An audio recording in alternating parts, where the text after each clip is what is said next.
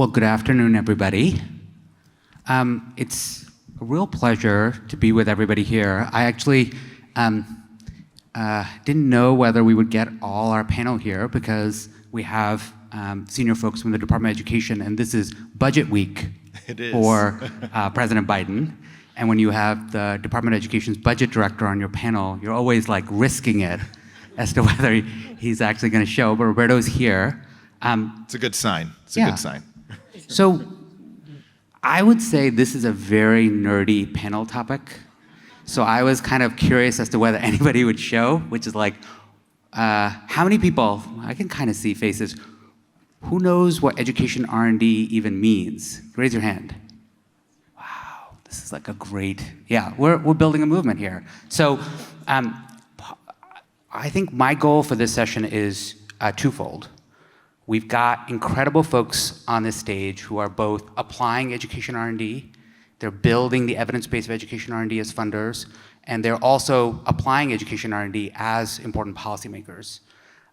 My goal for you all is to tell us how to continue to build this field, which is still emerging, and to really make this into a conversation.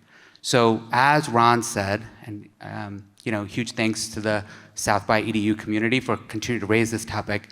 There's an engage button. Folks should feel free to both take the polls that are on there as well as start asking your questions, and then throughout the session, we'll sort of go to some of those questions to pull in. But let me start with just like a little bit of my own personal reflection on why I think this topic is very important. So I had the pleasure of working with Roberto in the Obama administration, and I worked for the President's Science Advisor. And one of the things that I used to remark upon was, the Science Office spent a lot of time on research. So we would spend a lot on the NIH budget and what we were doing on biomedical research. We would spend a lot of time with DoD on what we were doing on defense. We would spend a lot of time on climate and energy. And then I would say, hey, Roberto, this is really important. What are we doing on education R&D? And Roberto would say, that's a really good question. We should probably start to organize a community, and Roberto was big in leading that effort. But I have to say that at the time when we did the first look into it, which was a PCAST study, they identified that we spent less than 0.1% of education dollars on R&D. Right. The report said the potato chip industry spends more on inventing new potato chips, which is 3% of sales, compared to what education spends. So we're starting from a very low base. And so in the decades since, there's been a huge movement to try to build the education research community out. And I'm so thrilled that we're gonna have a bunch of folks who are not just talking about this as an idea, but actually investing and doing work in it. So I'm curious of just starting to get some of the ways people have been operating and working in this space. So Pam, it'd be great, I feel like your work is always highlighted as a really powerful example of applying education R&D, applying research, and actually building high-quality programs. But talk a little bit about what about this conversation you find exciting and motivating and how you've been operating in it, and then we'll go down the line.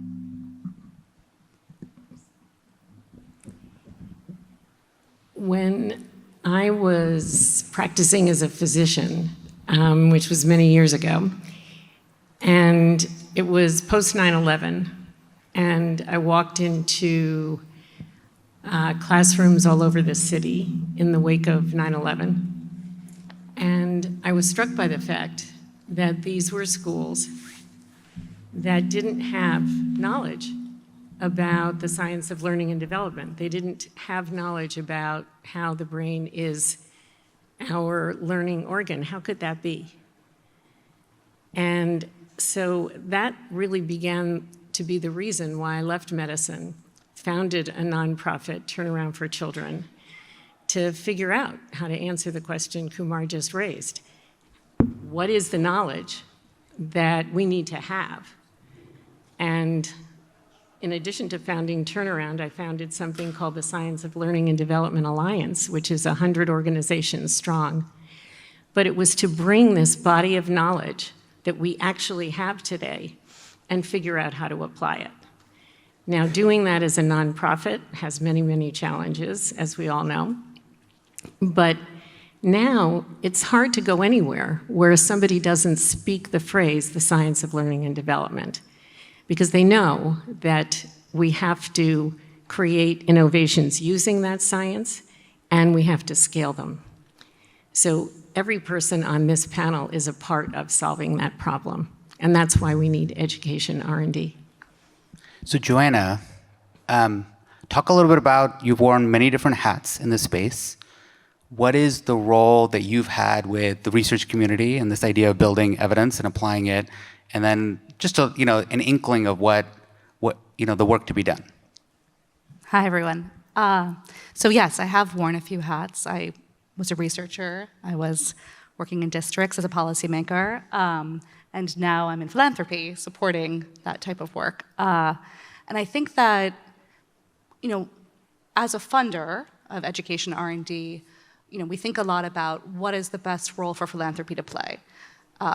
In our case, in Walton Family Foundation, we support both advocacy, which I think is really important. We are a supporter of a coalition called the Alliance for Learning Innovation that's really focused on working to increase funding and capacity and resources for education R&D. We also do direct investing in folks who are working to design new education R&D infrastructure, as well as building the capacity for districts and states to be participants in that type of work. And I think a great example of some of the work we've done in this space is a partnership with the National Science Foundation, Schmidt Futures, and Gates Foundation, where last year we launched an initiative for $17 million devoted to increasing education R&D. And the way that we did that is we sort of designed a education-specific solicitation of existing NSF programs. So the goal was really, how do we take these amazing programs that already exist, but attract folks who are interested in education to those programs? And those programs support the training of researchers, they support design of new infrastructure, and they also support the creation of new products. And I'll just do a quick plug that one of those programs, the Vital Prize, is currently looking for applications through the middle of March. So anyway, we're excited about programs like that, these public-private partnerships and the impact that they can have, as well as how we might be able to further expand them going forward. It's amazing. So Roberto, I feel like it's rare to have somebody who's been on the scene, actively shaping education policy over multiple generations of policymakers, across many different versions of the education landscape, whether it's on the Hill, through 2 different administrations, and then in between on the practitioner side. I'd just be curious, what the phrase, what the work of research and education kind of means, and some of the ways that, it's been always part of the community's sort of dialogue. How does it jump out to you today? Yeah, Kumar, it's just so great to be on this panel. First, to be here at South by with all of you and with this esteemed panel. This conversation around R&D and this learning agenda, as you've noted, has been a long time coming, right? We began setting the stage for this years ago, and everyone on this panel, right? Pam's amazing work in leading the SOLD Alliance and bringing that science of learning and development front and center for policymakers and for practitioners. Joanna, thank you for continuing to invest in the Ally Coalition, which is now a group of advocates, philanthropists, nonprofit leaders, all focused on how can we think about making this big leap forward around R&D and education, and not just for the sake of research, but rather to build a learning system, right? To build a system that really is well-resourced, is well-rooted, is relevant for the time we're in, to help our policymakers, not just at the federal level, but honestly at the state and the local level too, and to help our practitioners harness those learnings to solve our grand challenges. You know, Kumar and I used to talk all the time about some of the big grand challenges in education when we were in the White House together. And many of those continue to persist. How do we close this achievement gap and opportunity gap in our system? How do we think about new opportunities to accelerate progress in reading and math? Today we're talking about the mental health needs of our kids, right? We're talking about a teacher shortage that has just ballooned in magnitude relative to the last 10 years. So I'm excited about this agenda because it is R&D put into practice that is going to help us redefine the playbook for how we solve some of these big challenges in our system, right? And the one thing that is very clear in the moment we're in today is that we cannot afford to go back to the same solutions that we had in March of 2020 pre-pandemic. Those solutions will not scale to the same end that we need as a country. So we all have a role to play in this at the federal level, at the state level, at the local level. Philanthropy, entrepreneurs, our technologists, our advocates, our practitioners, right? Our educators, our students, and our parents. And I'm very excited about the moment we're in for that. Yeah. Well, I'd be curious. I think all of you touched a little bit on the why. And we just went through this period of, I can't say we're like through the pandemic, because like that's not technically true, but we're living through this period where the school system went through an immense amount of stress and change.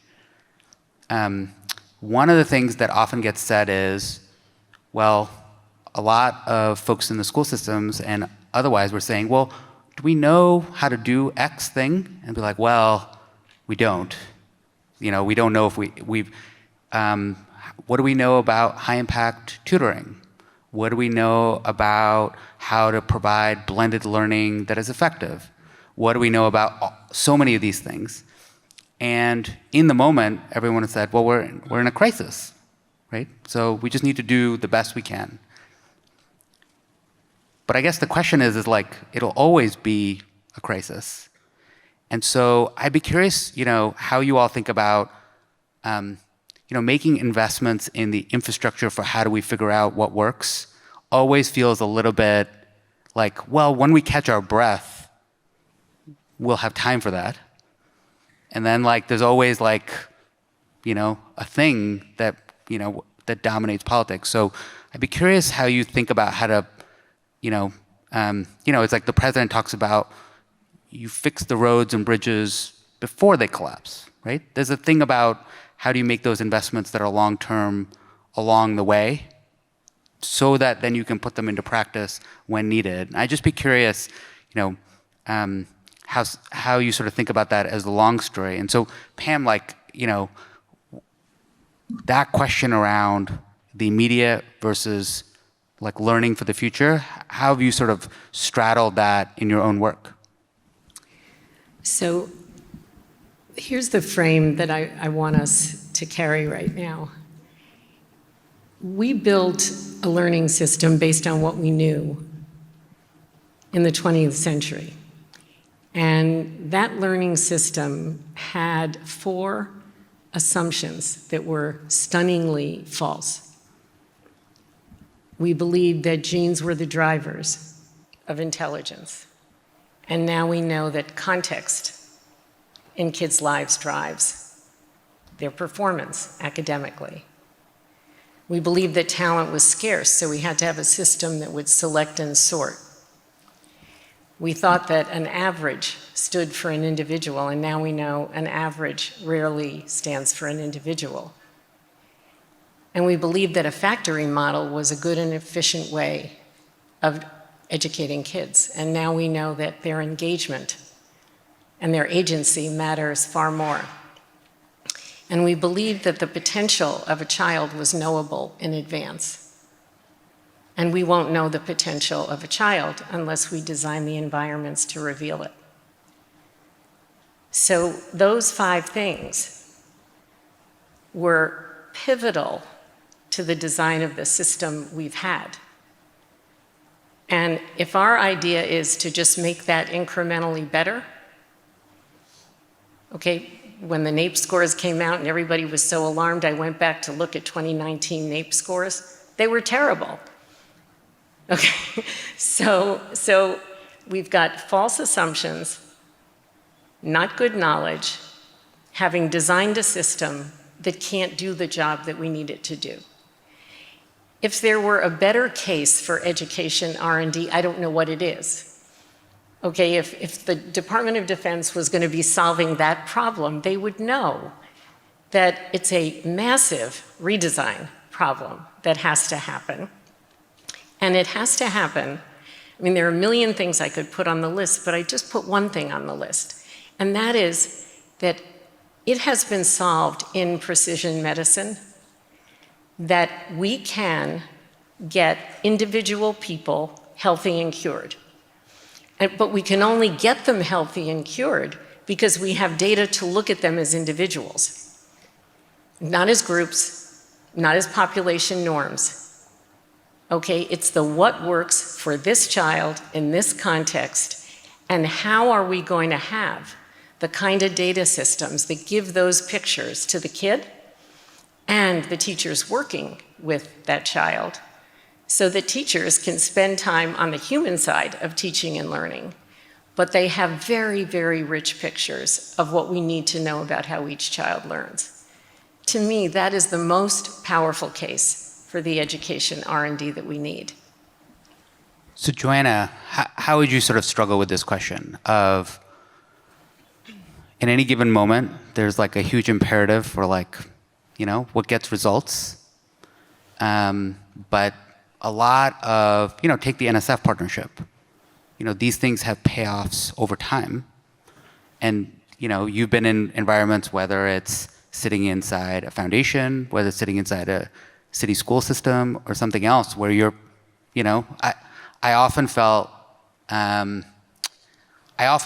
like when I was pushing on this, when I was in the policymaking role, it would be like, don't you realize how, you know, like we just have to get through this in any given moment.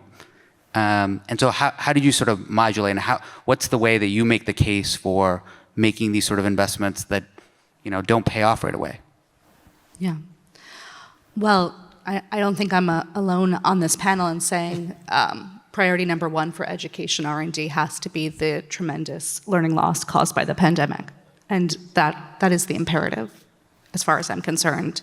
And we know, to Pam's point, that these problems aren't new, that they are caused by systemic challenges and failures in our system, and the pandemic only perpetuated some of those.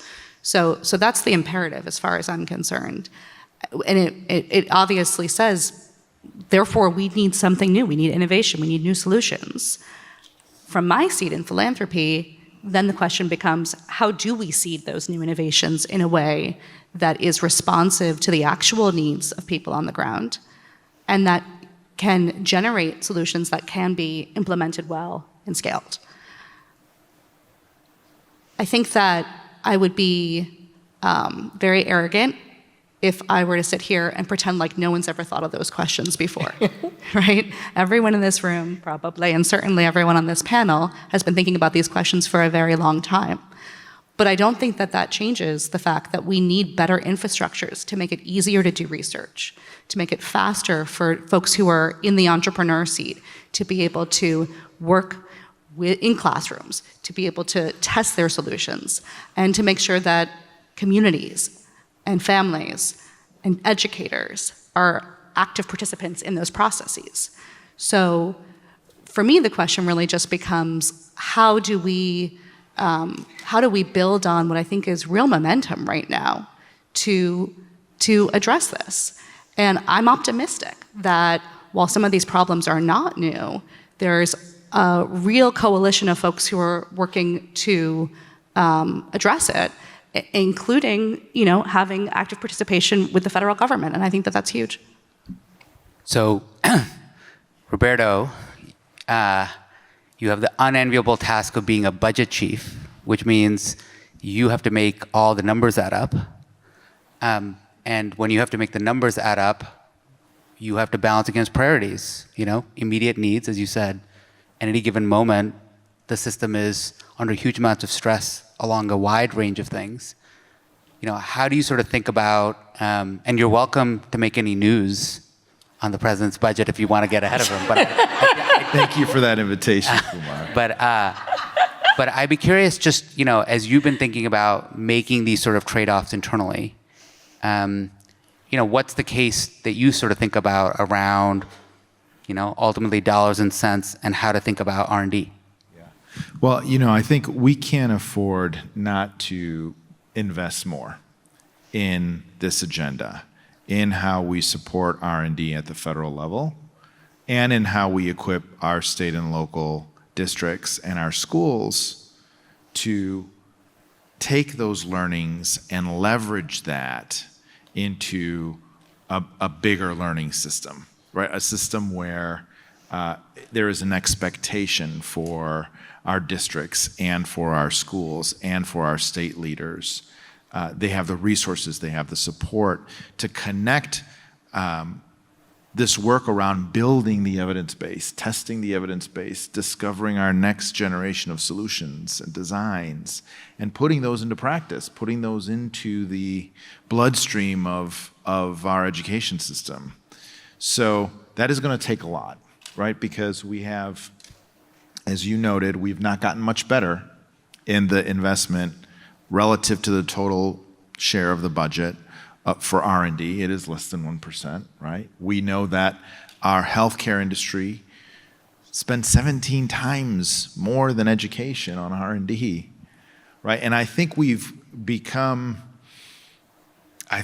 too often, we've accepted this notion that, well, education is not biomedicine. Education is not agriculture. Education is not as dynamic a field as some of these other. And I want to push on that notion because, in fact, education has to be that dynamic field, right? If we're going to apply all of what we know around those principles of learning and development that are rooted in science, and think about, well, what does that mean for teaching and learning? What does that mean for student engagement? What does that mean for how we arrange relationships and supports around our young people? What does that mean for the duration of that school day, for how students learn in and out of school? We have to push the boundaries of that. And so we need an R&D investment that is going to enable us to do just that, right? And I think, we have a great shot to do it. Doesn't mean that we abandon the existing investments we have in research and in basic research. We need that as well. But we're really fortunate that Congress has delivered the department and our Institute of Education Sciences, led by our outstanding director, Mark Schneider, the opportunity to invest a bit more in R&D in this coming year, right? And so it's about helping the field understand and use the existing evidence base, but engaging the field so that they have a role in developing and growing that evidence base, not just as consumers, but as active participants in growing that. So, as I mentioned earlier, folks should feel free to go on the app. There's like an engage button. Feel free to add in questions. They'll pop up here, and then I'll both read them and then sample from them as we continue. One question that I think is like, it's not, obviously education is going through an immense amount of challenges.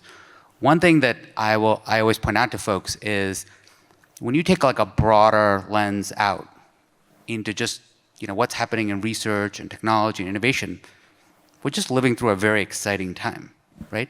So there's an incredible amount that, it's like, oh, James Webb was like a monumental effort to get out and get launched, and like immediately within 18 months, they're like, oh, maybe core ideas around the founding of the universe are wrong,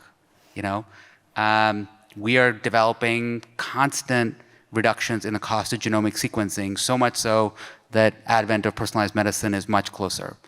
How many people have downloaded ChatGPT onto their phones? Let's get a hands. Bunch of them, right? You know, I was joking, like my 9-year-old daughters have already tried to jailbreak it many times. You know, like there's an incredible, and that is built on a huge amount of advancements on the machine learning side that have happened over the past decade. So science continues to move. I guess one question, Pam, I would have for you is, you know, you've actually spanned a bunch of these different fields, whether it's neuroscience and medicine and others.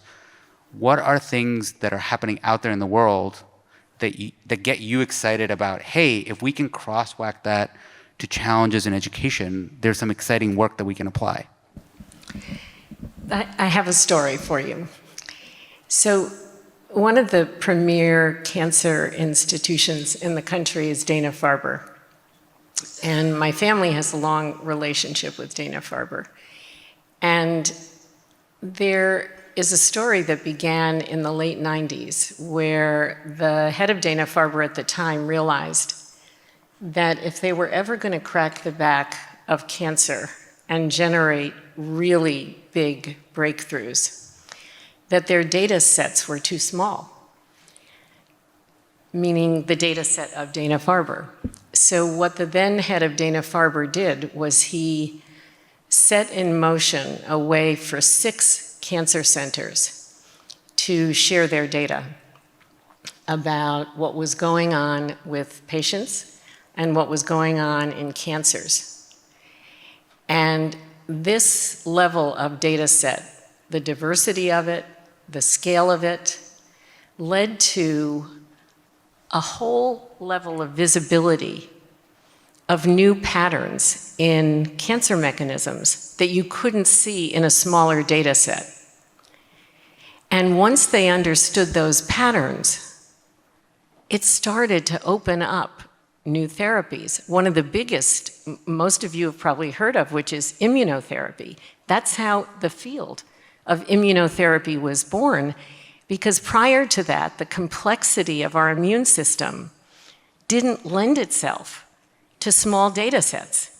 You had to see giant patterns. So what did they have to overcome to say, we are going to work together across centers? We're not going to be thinking about who's competing for what in terms of a grant. We are going to go after the goal, which is to cure more and more cancers. But here's the thing. How could that be leveraged for education? Why do we not do that for learning? Okay, there are millions and millions and millions of learners. Variation is the norm in learning. It's very complex. So if we do not set up technology systems in this kind of way, we are not going to learn as much as we need to learn about learning. And were we to be able to learn about learning, the solutions that would then come to that, to personalize learning, to crack the back of this thing of how can we pay attention to what every single learner, how can we have visibility into what every single learner is learning, where they're struggling, and what they need. And what if our system, our learning system that Roberto's talking about, was designed for that goal? The only thing that could incentivize that kind of data capture and those kinds of analytics is education R&D. You have to have an entity that is going to make it okay for that kind of collaboration to happen. So this is a really interesting thread, and I'd be curious, Joanna. You know, one of the things that we worked on together has been this idea that you kind of need the raw material to fuel a field, right? If you're going to apply computer science, advances in computer science in education, you know, as Pam was saying, you actually need access to large data sets, and those data sets have to be well representative and they have to be well curated. You know, ChatGPT lives on top of large models. I'd be curious, you know, you've done like a lot of thinking about what might be the underlying components, and I'd just be curious both on this question of what has you excited, but just I feel like you've what are some of the components that, if we're going to build out an education R&D infrastructure, we should be thinking about? My brain goes in two places, so forgive me for having two potentially unrelated thoughts. One is I want to talk about ChatGPT for a second, and I'm sure this room is going to sit through every single session at some way referencing ChatGPT. But the Walton Family Foundation recently commissioned a study to look at how teachers and students were actually using ChatGPT. And I think the results were pretty illuminating, actually, and surprising. First, one of the findings was teachers reported, over 40% of teachers reported using ChatGPT at least weekly for some element of their classroom instruction. And the second was that they were far more likely to ask students to use it than to catch them using it, right? And students were using it too. And so I think there's real potential here, just in the matter of a few months to really, have a product like ChatGPT sort of transform how teachers and students are thinking about their teaching and their learning. Now, on the one hand, the real question becomes, do we have an infrastructure that supports the knowledge of how that is being used and how to have it actually impact student outcomes? And I think that's a gap that we have right now. We need more information about how to use technology like generative AI for the purpose of improving student outcomes. So just to say, I think ChatGPT and the technology behind it has amazing potential, but we also need to be not afraid of that potential and go into it with the ability to study and learn as well. Getting to the sort of data set question that lives behind it, I think there's just so much technology that's available that makes it far easier than it was, 10, 15 years ago to create greater access to data sets and do that in a secure fashion than I'm sure we all remember sort of arduously trying to, de-identify data sets, in the past. We can do that now. We can make these data sets much more accessible to not only researchers, but policymakers, and families and students who also have questions about those data. And so really sort of democratizing data in that way has enormous potential for being able to answer some of these sort of enduring questions about education. But we need to devote the resources to increasing that access and sort of providing those public goods in a way that hasn't really been the mode of how we've approached education in the past. So Roberto, I feel like one of the interesting things has been, partnerships between Department of Ed and the National Science Foundation. Right. I'd just be curious, when you sort of think about either sister agencies or just in, other fields to pull into education, what are things that have you excited that you're actively trying to say, we need to have more of these conversations coming into education to sort of build this sort of R&D landscape, this R&D infrastructure? Yeah. Well, what really gets me excited is the long-term play here around building the structures that we need to do what Johanna and Pam have been talking about here, right? We don't have those structures built, those connections built, and there's some contours there, but we've not built that sufficiently at the federal level yet for education. So, you think about R&D in education is not a new idea here. I mean, if you think about some of the things that have come about PBIS, right? Positive behavioral interventions and supports for students, or MTSS, right? Or you think about early warning systems in high schools to help identify where our students are further behind, our overage, undercredited students, how to help them catch up.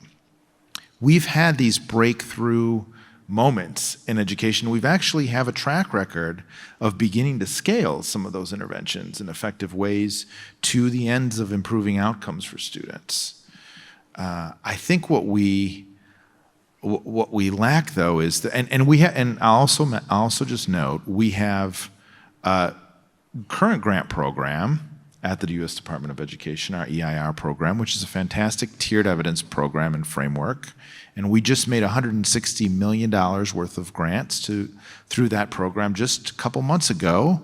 23 very promising programs and ideas, right, including new approaches to blended learning that look at digital assessment and professional learning for teachers, new opportunities for peer-to-peer math tutoring, right, for high school students, that combine math tutoring with kind of career advising and career advancement. So we have a willing field that is excited about these new discoveries and these new ideas. But what we lack is the level of investment and articulated infrastructure at the federal level and at the state level and at the local level to be able to make that happen. So, we have some great memoranda of understanding and agreements and, wonderful work with our colleagues at NSF, and a lot we can learn from DOD and from energy and other sectors around building a new national center for the development of advanced education research, right? We're excited about that opportunity that this latest omnibus brings us. But we need, I think if you push me on my wish list here, Kumar, it is, we need three things. We need to make sure that we have research function at the federal level that has an active D in the R&D, right? We need, secondly, to make sure that we have that infrastructure built out at the state and at the local level so that there is both resources and an expectation that our schools, and an invitation for them to have field-initiated, field-driven R&D approaches, and the space to be able to practice that on the regular. And we need, thirdly, to have the resources to be able to make that work, right? So that we are building truly a system that is not about stagnation, but it is about innovation. It's about being able to constantly learn and grow and develop. And that system has to be, in that third bucket, has to be attuned to the here and now, which is about emergent technologies in our field, right? We are talking about ChatGPT as just one example of AI and the rise of AI in our society and in all of our lives in many different forms. So we need a system that can participate actively in these emergent technologies and that is ready to center humans, to center our learners, and to center our educators in how we think about those technologies in teaching and learning. So that's my aspiration, if you will, for what we could have. And one thing for this room to know is we I participated with Mark Schneider and Angela Duckworth in a conversation a year ago, right on the stage. And the big question then was, I think David Yeager, who's sitting in the audience, helped kick off that session. And the big question was like, this is all interesting, but like, is there more to be done? And as Roberto said, in that year that has happened, for the first time, the US Congress, in a bipartisan fashion, actually provided more funding to the Department of Education, specifically on education R&D. It got styled as, hey, could this be the next ARPA Ed, sort of a DARPA-esque function at the Department of Education? It's something people in the space have been talking about for about 20 years. Roberto and I worked on an original version of it. And now, Congress is leading the way, we're like, and partnering actively with the administration on this. So just as a sign of like, this is an active situation where people are pushing this area. For the first time, the National Science Foundation, they run a program called the Mid-Scale Research Infrastructure Program. These are big grants to support things like next generation telescopes or larger projects in a number of related fields. For the first time, that program has added education as a category. So how do you do mid-scale programs that are large where education, so what is the telescope in education? So a lot of these conversations about how to thread education into core grant programs, into the way the government actually invests in R&D are changing specifically because people are starting to say education research needs to have be at the same table as other forms of research. So I think it's like, it's not just like we're talking about the status quo. So as we think about that, the questions that have been coming in have been great. So I'll just list off a few of them as we get into it. Like, Can we do one thing? Yes, Can yes. we shout out Rosa DeLauro? yes. Because Rosa DeLauro, okay, is the one who made this happen. So No, say more. Well, Tell the story. okay.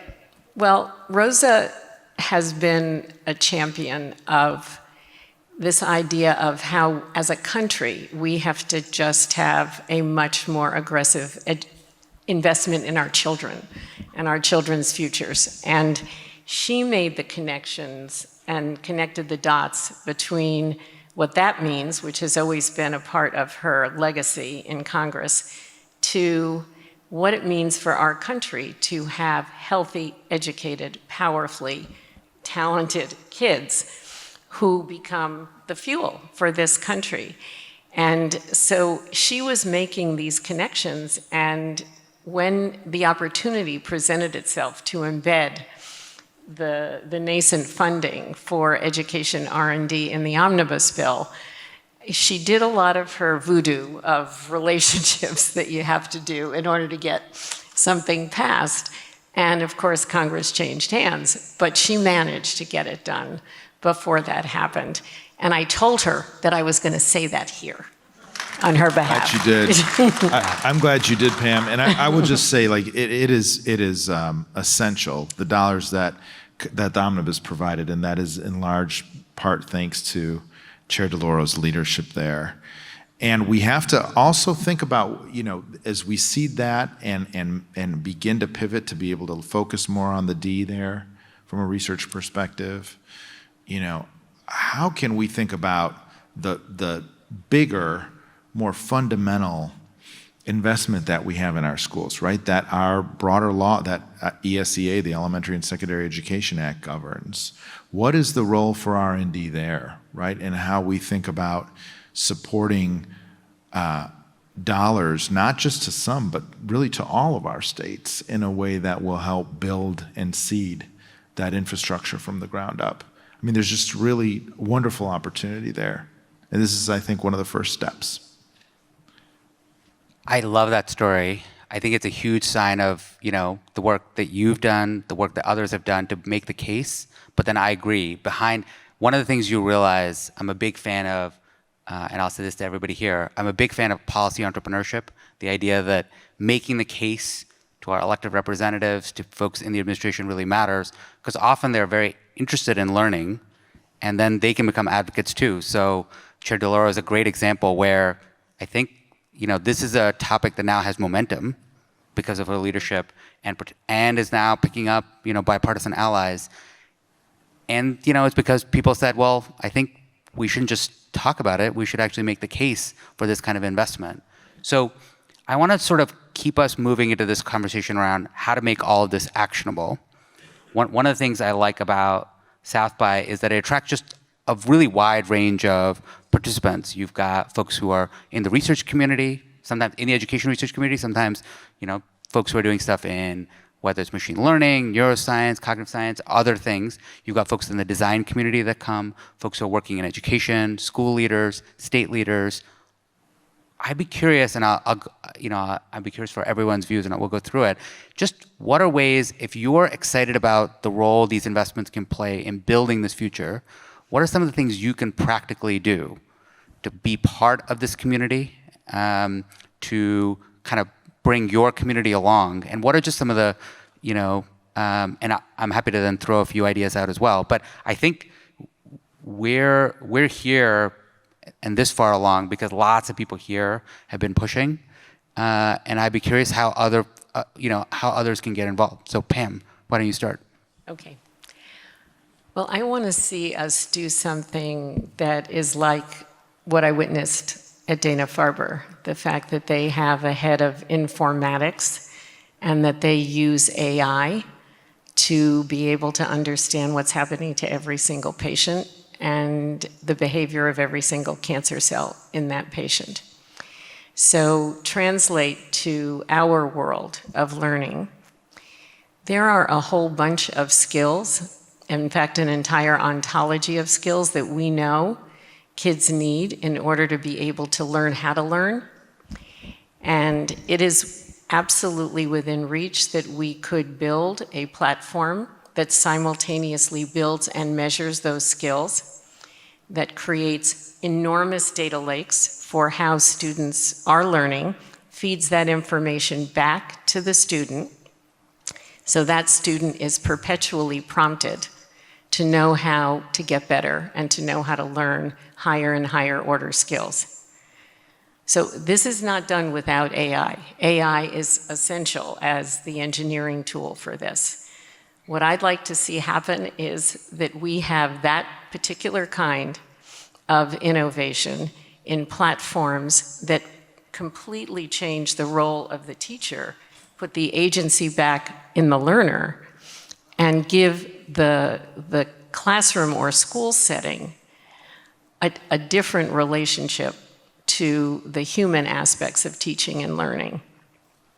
That's what I would like to see. And just say one more sentence on, so what are ways people can help build that future? Is it that if they're a developer, if they're a researcher, if they're a funder, get involved and start to scope out what that future can look like? So there's a big piece of work that we did in partnership with Linda Darling-Hammond, and that led to something called the Guiding Principles for Whole Child Design, where we basically unpacked where does the science lead in terms of what every classroom should be designed to be able to do. Relationships, belonging, rich instruction, 21st century skills, supports. This playbook is a how-to guide for how to do that in any district or school.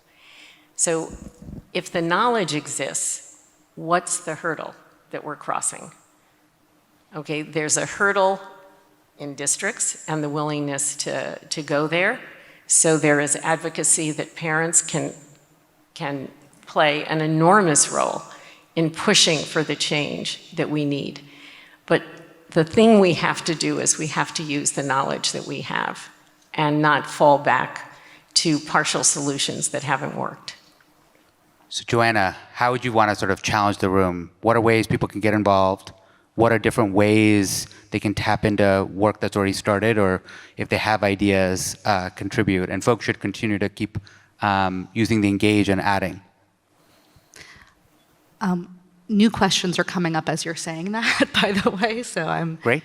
Yeah. So this is actually it's working. So one thing that I think about a lot is, and I actually don't talk about it very much, is from my time working in districts, I have a lot of wounds. Maybe the wounds are here too. I don't know. Yeah. From efforts that were really well intentioned, that failed when they were actually implemented in practice. And I think there are a lot of reasons for that. One reason is because probably there was a lack of support for people in my seat, for people in classrooms. There's just needed to be more training as those efforts rolled out. I also think sometimes they failed because it was a design flaw. They weren't actually designed with a good understanding of how kids learn. They weren't designed with a good understanding of how teachers would actually use them in practice. And then there was demand. People weren't asking for it. That's what wasn't the solution they were looking for. So I think, therefore, it is critical that we build bridges, that we actually have. I think a big part of education R&D is about, actually making sure that the questions we ask are deeply informed by the users, the students, the educators, the families. That as we design, we are actively working alongside the folks who will be implementing and using those solutions, and that we think about that question of scale and whether it works in different contexts and how those contexts vary. And the only way we're going to do that, yes, we need to be thinking about that from an infrastructure level, but the real way we're going to do that is for people in this room to be building those bridges. And so if you're an entrepreneur, how are you connecting with schools? How are you connecting with students? How are you connecting with families to understand their needs and really trying to forge those relationships? And if you're on the other side, if you're in a school system, being open to the idea of bringing researchers and entrepreneurs into your system to be able to support their efforts to achieve the same goal that you have, which is to improve student outcomes through the solutions they design. And so in some ways it's a simple ask, which is, please be open to building those bridges. Roberto, what would you add on how can people get involved, whether they're just interested, whether they're a researcher, they're, as Joanna said, an entrepreneur, somebody working at the state or local level in education policy, or someone else?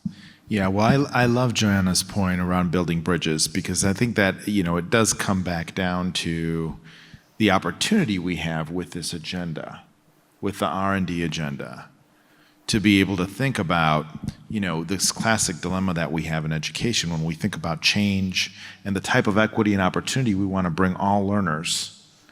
We have our policy, we have a three-legged school of policy, research, and practice. And those three do not interact nearly as much as we need them to. The R&D agenda in education has the opportunity to tie all those together. And I think our charge here is I want to name a few challenges that we have and that we can, I think, together address. One is around language, right? We speak different languages in the research community. Our teachers and our principals on a day-to-day experience, live, and speak a different language than what our researchers do every day. And that is also a very different language than our policymakers. I used to tell my teachers this all the time in Teach Plus. Our role was to help them become more bilingual. We need multilingualism here when we think about the challenges. But if we could build a system where our educators and our school practitioners are actively working with our researchers and are actively working with our policymakers and our entrepreneurs and our developers in real ways, that is just a really powerful notion for how we can move forward. So beginning to build that awareness and that common language is something that everyone here can do in the here and now. The other thing you can do is to meet our educators where they are, right? Particularly in this time that is creating a lot of challenges, right? There's a lot of political headwinds that our educators and our principals face. They don't wake up every day thinking about how am I going to bring R&D into my school, right? They don't just to remind us all as a community that's not front and center in their mind. But they do have the opportunity with the tremendous investment that the president brought about of the American Rescue Plan. We've never had the level of resources that we have in the system right now, and the common commitment that we are forging around addressing lost instructional time, around addressing this grand challenge of mental health in our schools and for our young people, and addressing these educator shortages. How do we think about bringing R&D to bear there, right? So meet our educators where they are, center them in this work, right? It has to be a problem that they identify as needing to be fixed. And I think we can get there together that way. Were you trying to come in?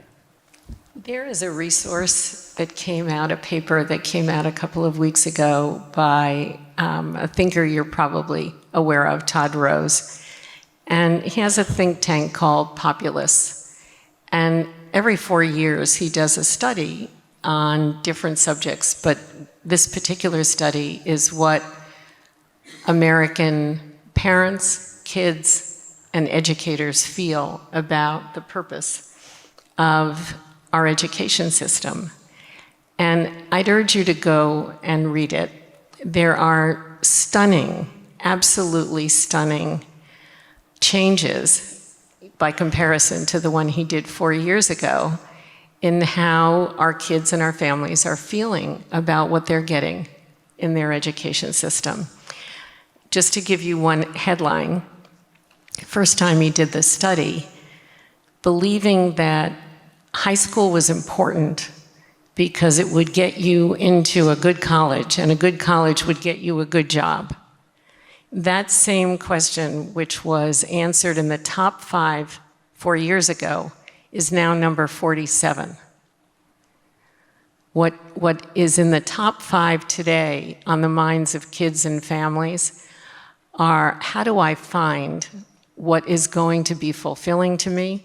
How do I find a way toward a career path?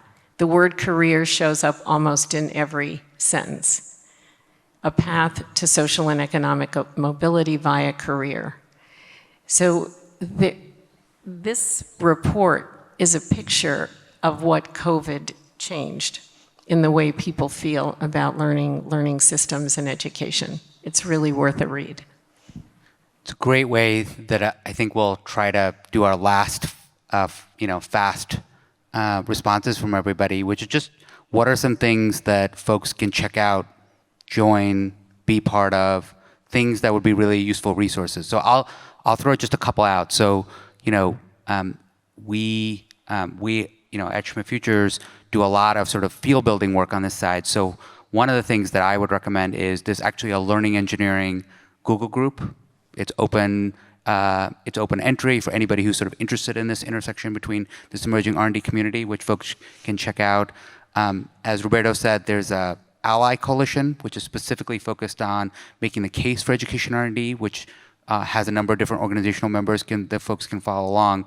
And then, I would say that there's a pretty robust now community of folks who are active in this space across research and others. So we're certainly eager to help connect folks who are interested in this space, want to get involved, have questions, ideas, concerns, all of it. And I'm happy to follow up with folks afterwards. So we'll just do a quick down the thing of just, Roberto, I presume you want people to check out Thursday. That's right. So I want folks to check out our budget. Right? So on Thursday, the president will release our proposed budget and begin the conversation, as we do every year, with our friends in Congress on how to support education funding. And we're very excited about the opportunity to advance this as one of our goals there. But I also encourage you to check out the opportunities in the here and now for those folks in the field. Our EIR program, we're going to be doing another competition thanks to the wonderful resources from Congress under that. The wonderful work of IES, the wonderful work of our Office of Educational Technology at the Department of Education that's focused on building and supporting an active learning ecosystem, and supporting emergent technologies is an important part of the future of ed tech in our schools. Thank you. And I'm going to quickly, Joanna and then Pam, close this out. I would just say, look up what DARPA has achieved, actually. Educate yourself a little bit on this question of the roles that they played in the creation of GPS and the mRNA vaccine and the internet, and then have that inspire you for a moment to say, are we really embracing bold innovation in education? Amazing. Well, let me thank everybody, thank this amazing panel for being with us today, and thank you everyone for coming.